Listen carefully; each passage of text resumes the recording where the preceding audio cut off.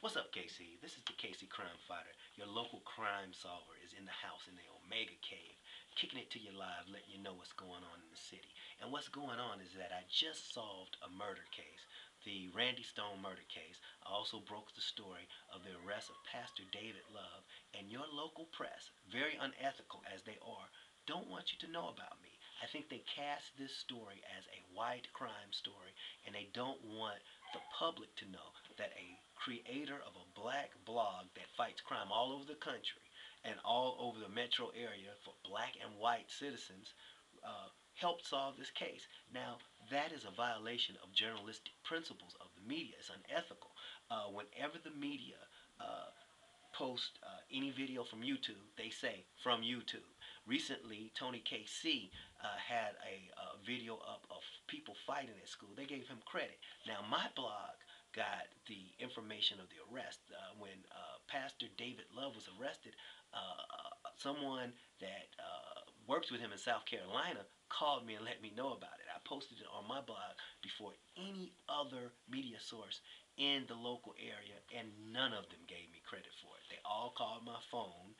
I sent them out a press release letting them know that this took place. All called me for information. All wanted my information.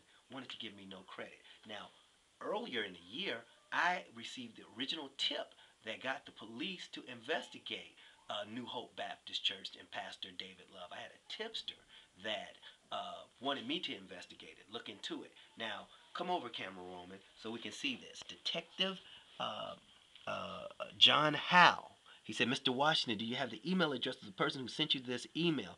Would it? I would. It would be greatly appreciated. Thank you for forwarding this information." Now, if I scroll down, that's the tipster. Pretty much telling me it's highly confidential. They don't want to, bring a man of God under suspicion, but they want me to look into it. I found out that his son was gay, and Randy didn't like the fact that he still had a position in the church. I also found out that it was money issues. I found out he was not a member, and I started looking in the press to see what was this minister saying in the papers, and he was talking about Randy was still a member, that Randy was a great friend.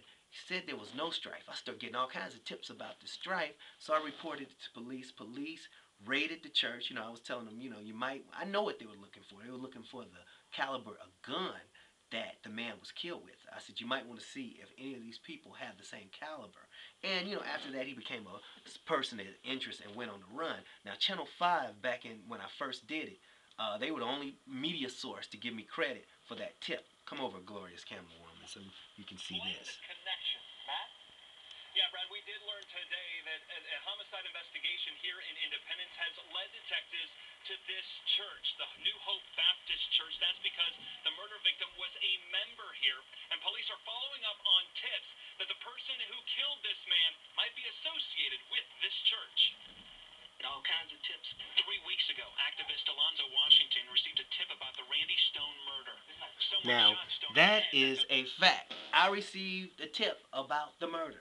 Why can't the press report that? Only one did that. Now, I think racism has something to do with that, personal dislike for me, but that's not what a journalist is supposed to do. They're supposed to just report the facts. Now, we were going to do a press conference with the tipsters that wanted to come forward, but some of them wanted to remain anonymous.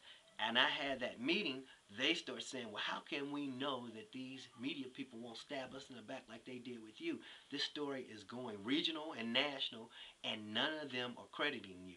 What if they just take our information, show our faces? And I tried to get them to do the press conference, but they just didn't trust the media. The media, the press conference got covered, but all the media in town called me for this. I'm going to let you hear the message. It's a two-part piece. You'll see it in the next tape. It's awesome. Peace.